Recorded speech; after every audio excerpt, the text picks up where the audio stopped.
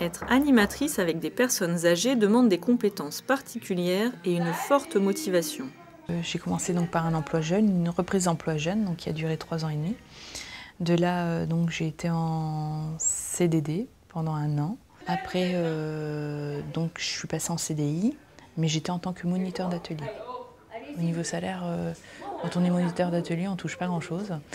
Et malgré tout, j'avais une petite... de par mes diplômes antérieurs, j'avais un petit peu de mal à accepter ce salaire et puis cette non-reconnaissance salariale en fait.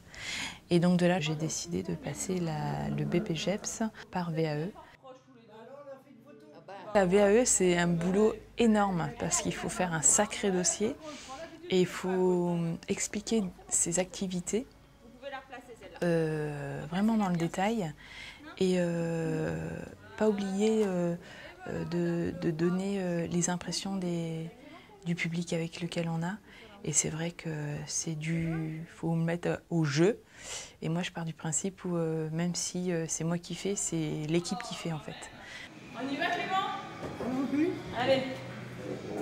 Donnez-moi votre mirette, mironton. Oh, allez-y jusque là-bas avec. J'ai l'impression d'avoir depuis ce temps-là, un petit peu plus de reconnaissance au niveau des différents métiers. Par exemple, l'infirmière, avant, peut-être qu'ils nous prenaient un petit peu de haut. Maintenant, voilà, on est vraiment à égale distance.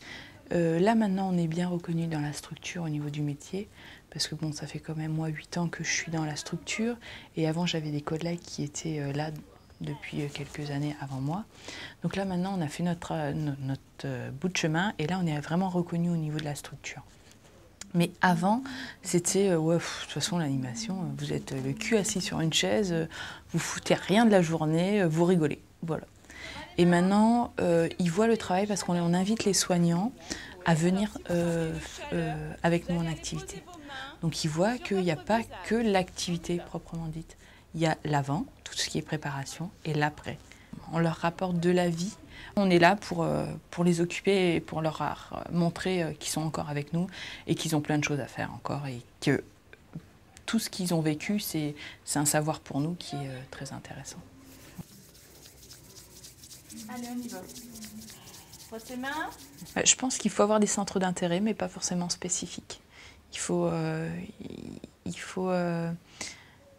déjà aimer le public ayant un handicap. Je pense que c'est la plus grosse chose. Si on n'aime pas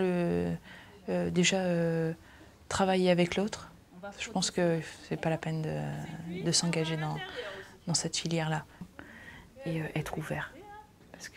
Mais je dirais pas qu'une personne timide ne peut pas le faire, au contraire, parce qu'en général, ça va lui permettre aussi de s'ouvrir et de travailler, parce qu'on a vraiment le contact avec la personne. Et c'est vraiment une adaptation complète avec la personne. Et c'est la personne aussi qui nous permet de s'ouvrir, ou de faire les choses, ou de dire les choses. Donc, voilà. Être animateur auprès de personnes fragilisées physiquement ou socialement, c'est utiliser les loisirs comme support pour recréer du lien social.